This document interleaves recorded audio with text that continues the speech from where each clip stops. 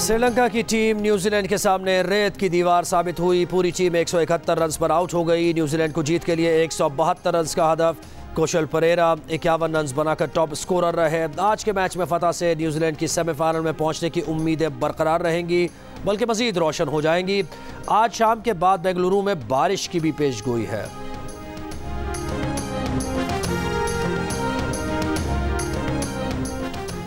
Mega event के semifinal की चौथी टीम कौन सी होगी? पाकिस्तान, न्यूजीलैंड और अफगानिस्तान के दरमियान रस्साकशी, अगर मगर की सूरत हाल बरकरार।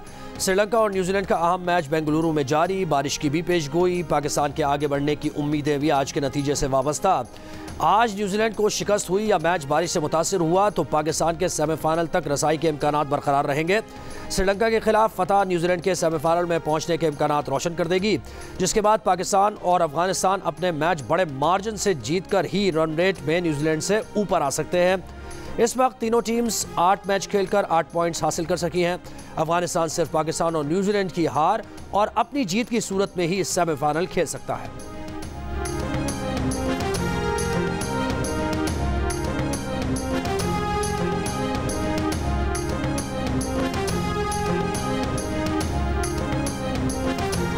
सिंध के निगरान वज़ीर आला और निगरान वज़ीर सेहत में तनाज़ा शदीद हो गया। डॉक्टर साद न्याज का मकबूल बाकर से अवामी सतह पर मुआफ़ी मांगने का मुतालबा। कहा अपने काम में बेजा मुदाखलत और करप्शन का साथ देने वालों को बर्दाश्त नहीं करेंगे। महंगे तरीन रोबोट खरीद कर सिंध में करप्शन की जा रही है। गम्बट इंस्टीट्यूट करप्शन का गढ़ है, जो डायरेक्टर फाइनेंस के बजाय एक मुंशी चला रहा है। वज़ीर आला ने SIUT के दौरे से मुताल्लिक़ बेखबर रखा और झूठ बोला। वज़ीर आला सिंध के तर्जुमान ने कल बताया था कि महकमा सेहत के 4 इजलास में वज़ीर सेहत नहीं आए। पहले भी निगरान वज़ीर सेहत के कहने पर 3 बार इजलास मुलतवी हुए।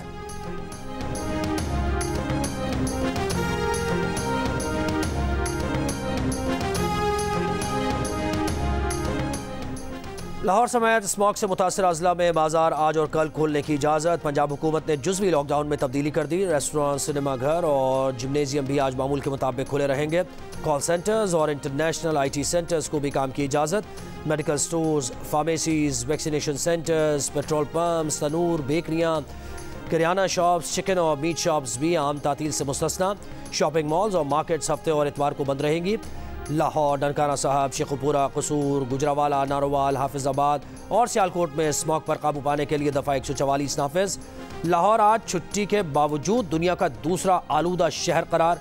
सांस, दमा, नज़ला, ज़ुकाम, खांसी, मतली, बुखार, जिस्म दर्द और मुख्तलिफ इन्फेक्शन से मुतासर मरीजों की तादाद में इजाफा।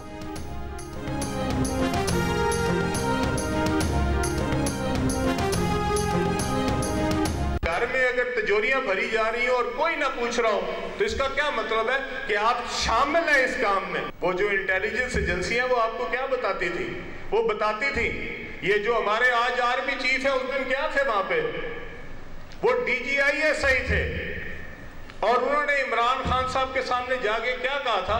सिर्फ एक बात कही थी कि आपके घर में बेईमानी का माल आ रहा है।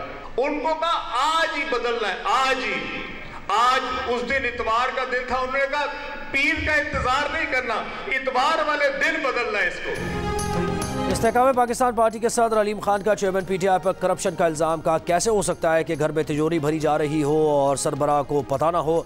चेयरमैन PTI भी इसमें शामिल थे। टैक्सला में जलसे से खिताब में कहा तिजोरी घर वाली भर रही थी और हमें कहते थे रियासत मदीना बनाओ, नया पाकिस्तान फरागोगी बना रही थी। जनरल फैज़ ने आर्मी चीफ बनने के लिए हमारे खिलाफ कार्रवाइयाँ करवाईं। जहांगीर तरीन के घर वालों और उनकी बेटी पर पर्चे कटवाए गए। जहांगीर तरीन बोले अवाम का पहले अपना बाद में सोचेंगे, यकीनन नया पाकिस्तान बनाएंगे। गुलाम सरवर खान की शमूलियत पर उनका शुक्रिया अदा करते हैं।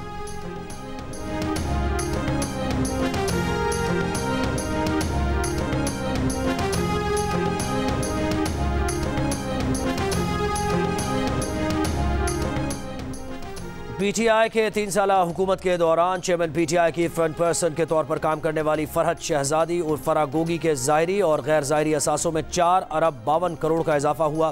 तहकीकाती इदारों की रिपोर्ट में इंकशाफ हुआ है कि फरागोगी के ज़ाहिरी असासों में 420%, जबकि गैर ज़ाहिरी असासों में 15,300% का इजाफा हुआ। मुबैना करप्शन की कहानी मुताद्दिद कंपनीज के शेयर्स, मनी लॉन्ड्रिंग और बैरून मुल्क जायदादों की तफसीलात भी शामिल हैं।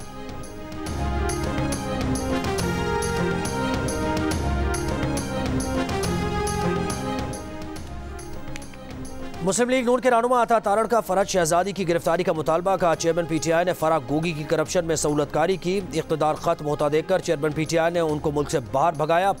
पंजाब से अरबों रुपए बनाना चेयरमैन पीटीआई और बुशरा बीबी का जरिया आमदन था। उनके फ्रंट पर्सनस लूट मार करते रहे। उस्मान बुजदार डमी वजीर आला थे। सूबे में डीपीओ से पटवारी तक ट्रांसफर पोस्टिंग का शेयर जाता था। ठेकों में कमीशन लिया जाता था। एमक्यू पाकिस्तान के मुस्तफा कमाल ने कहा कि जब लूट मार हो रही होती है तो हम उस वक्त नहीं रोकते जब कोई चला जाता है, उसके बाद इंकशाफात होते हैं। कौम के साथ ये बहुत बड़ा धोखा और नुकसान है। बोले पीटीआई से नौजवानों की उम्मीदें थीं, झूठ बोलकर कौम को गलत रास्ते पर डाला गया।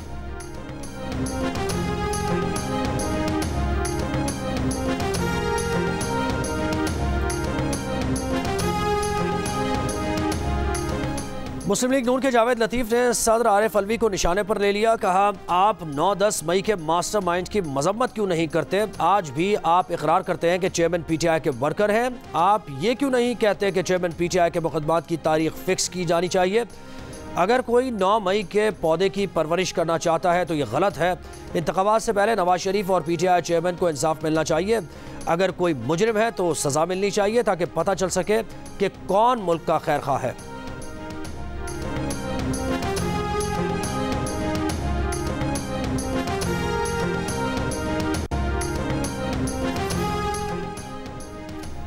मुल्क के मजीद 6 अजला के माहौलियाती नमूनों में पोलियो वायरस की तस्दीक। कराची से 4 और चमन से 2 और पेशावर कोहाट और नौशेरा से एक नमूने में पोलियो वायरस मिला। वजारत सेहत के तर्जुमान के मुताबिक पोलियो वायरस अफगानिस्तान में YB2A वायरस क्लस्टर से ताल्लुक़ रखता है, जो 5 साल से कम उम्र के बच्चों को उम्र भर के लिए माजूर बना सकता है। कोटा के फातिमा जिन्ना अस्पताल में कोंगो वायरस के 2 नए केसेस रिपोर्ट। जिन्ना टाउन और कासी रोड से लाए गए मरीजों में कोंगो वायरस की तस्दीक। रवां साल फातिमा जिन्ना अस्पताल लाए गए कोंगो वायरस के मरीजों की तादाद 48 हो गई। वायरस से मुतासर बलूचिस्तान का एक और मरीज कराची में इंतकाल कर गया। बलूचिस्तान से कोंगो वायरस के 16 मरीज निजी अस्पताल मुंतकिल किए गए थे, जिनमें से 2 डिस्चार्ज हो गए, 12 ज़ेरे इलाज हैं। कराची में भी एक शख्स में कोंगो वायरस की तस्दीक, अस्पताल मुंतकिल।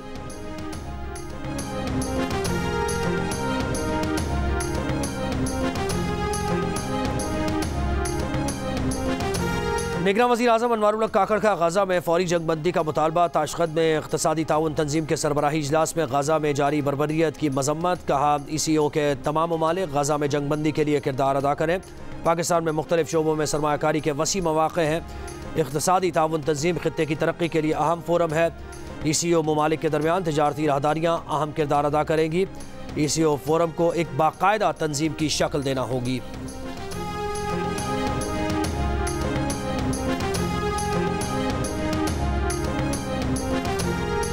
गाज़ा के जबालिया कैंप पर इसराइली बमबारी में मजीद 30 फ़लस्तीनी शहीद। खान यूनुस में घर पर हमले में 10 फ़लस्तीनी शहीद हुए। गाज़ा के सबसे बड़े शिफा अस्पताल के करीब ज़ोरदार धमाका। इसराइली फोर्सेस ने 3 दिन में गाज़ा में 8 अस्पतालों पर बमबारी की। 7 अक्टूबर से अब तक 18 अस्पताल बंद हैं। गाज़ा एडमिनिस्ट्रेशन अथॉरिटी के मुताबिक गाज़ा पट्टी का कोई भी हिस्सा इसराइली फोर्सेस की वहशियाना बमबारी से नहीं बच सका। बमबारी के बायस 180 तिब्बी तनसीबात और 60 स्कूल्स तबाह हो चुके हैं। इसराइली हमलों में अब तक 10,569 फ़लस्तीनी जाँ बहक हो चुके हैं। लोधरा के करीब तेज़ रफ्तार ट्रेलर की मोटरसाइकिल रिक्शे को टक्कर, 7 अफराद जाँ बहक तो जख्मी। जाँ बहक अफराद का ताल्लुक एक ही ख़ानदान से है। पुलिस ने ट्रेलर ड्राइवर को गिरफ्तार कर लिया।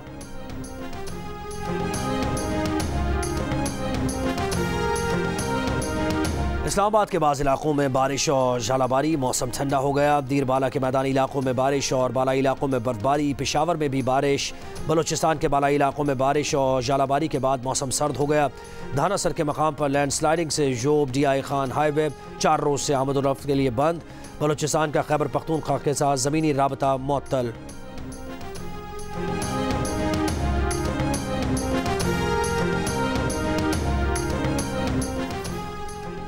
भारत की हुक्मरान जमात BJP की मुल्क में मुसलमानों की शनाख्त ख़त्म करने की कोशिशें। अलीगढ़ का नाम तब्दील करके हरीनगर करने की करारदाद मंजूर।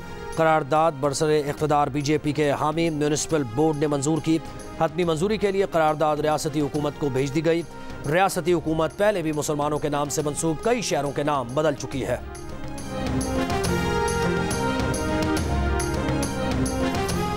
और भारत की टेनिस के मैदान में पाकिस्तान के खिलाफ साजिश नाकाम। इंटरनेशनल टेनिस फेडरेशन ने पाकिस्तान में शेड्यूल डेविस कप पर भारतीय मौक़िफ़ मुस्तरद कर दिया। पाकिस्तान के हक़ में फैसला देते हुए भारत को अगले साल फरवरी में पाकिस्तान में मैच खेलने की हिदायत। भारत ने सिक्योरिटी खदशात का बहाना बनाकर पाकिस्तान आने से इनकार किया था।